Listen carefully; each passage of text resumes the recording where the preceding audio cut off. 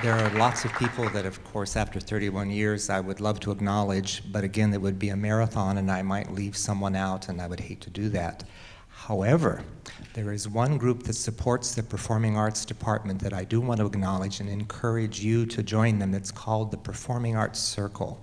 And if you're a member of the Performing Arts Circle, would you please stand up? I would stand up again, but I'm already up and I am a member. Performing Arts Circle. Thank you all very much for supporting the performing arts. My goal is to come back in my next life and have all of you stand up and say you're members of the Performing Arts Circle. Thank you very much. Now, while the house lights are still up, I want to introduce the person who did this marvelous arrangement. This is a style of flower arrangement known as ikebana.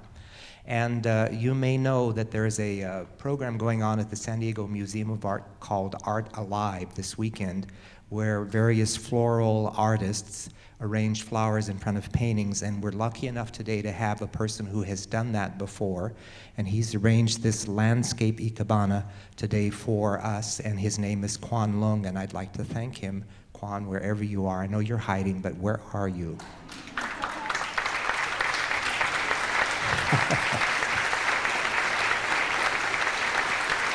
Thank you very much. Now, the next piece I'm going to play is by another one of my favorite composers, Karol Szymanowski. By the way, people ask me frequently, well, who is your favorite composer? And the answer that I have to give is, it is the composer I'm playing in the moment I'm playing him or her. After all, if I were playing a piece and I said, oh gosh, she's not my favorite composer, why am I playing her? I would not give a convincing performance. So every composer is my favorite, but there are some I kind of like more than others, and I've come to enjoy, and one of them is Karol Szymanowski, and if you've heard me play before, there's a good chance you've heard me play some of his music. This is a piece written in the 1920s called Don Juan Serenade. Now, Don Juan is a lover, a seducer, a person who's in love with romance, and he's giving a serenade, so this is kind of the picture of the serenade, but it's not the picture from the outside in, it's a picture from the inside out. This is Don Juan and his insides doing the serenade. So it starts out with what we know nowadays as a power chord. Okay.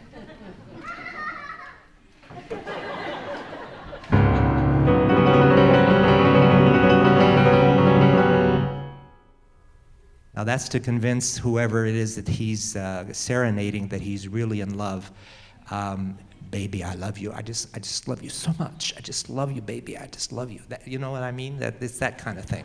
He really gets into the idea that he loves this person. Of course, he's going to go on and love the next one and the next one and the next one, but I really do love you. So you're going to hear that, but in a marvelous, marvelous interior landscape, Don Juan Serenade.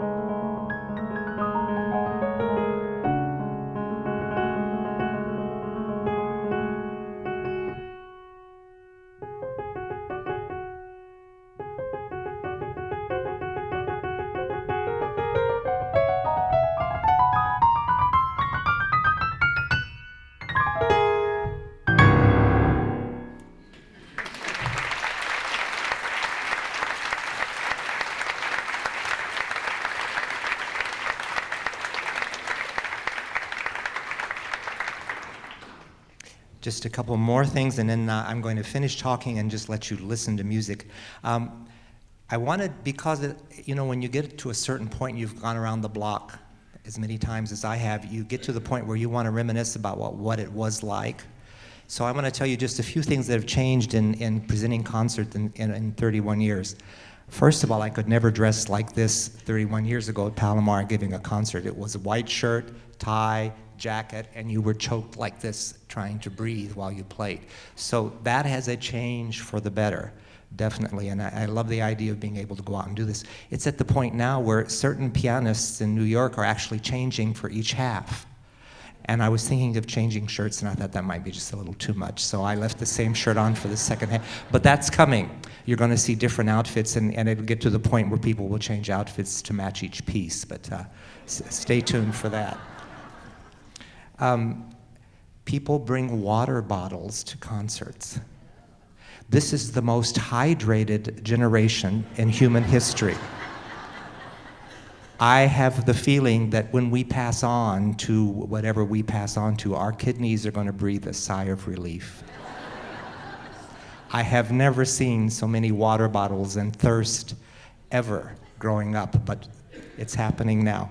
So cell phones, of course, the constant plague of cell phones, people taking pictures with their cameras, which they think are their phones, and trying to police that, if you will. That's obviously new. Websites are new. PeterGach.com was supposed to be up and running as we speak, but it's going to take a few more hours for it to be processed. So you can go on to PeterGach.com and read more extensive program notes about everything that I played today and some more reminiscences and reflections. So please do that and check that out too. So here comes Frédéric Chopin. Someone once said that Shakespeare is for actors as Chopin is for pianists, and that's probably the case. I don't want to say too much. I think he speaks for himself. I'm going to play a set of mazurkas. There are 4 of them. Should you wish to applaud, applaud at the end of the 4. And then afterwards, I will play from my final piece, the Barcarolle.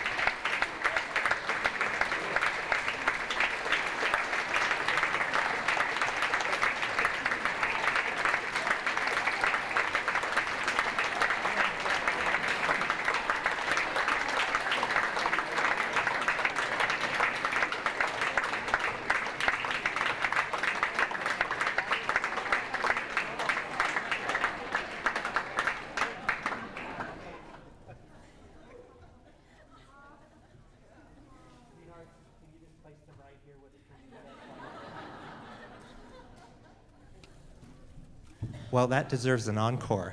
Thank you so much.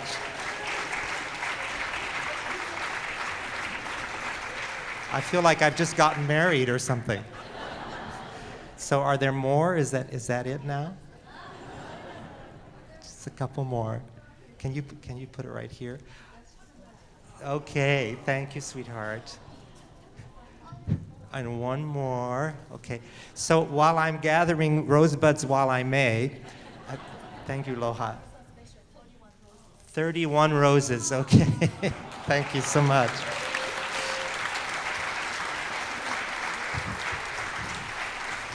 So, and 31 students, so there you go. Thank you, Loha. She's my student as well. So I want to play for you a piece that I played at the very first commencement when I was hired at Palomar College. This was in the Dome. If you know where the Dome is, they hauled a piano over there, and to the buzz of about, I don't know, 700 to 1,000 people, I played this piece. It's the Liszt 13th Hungarian Rhapsody.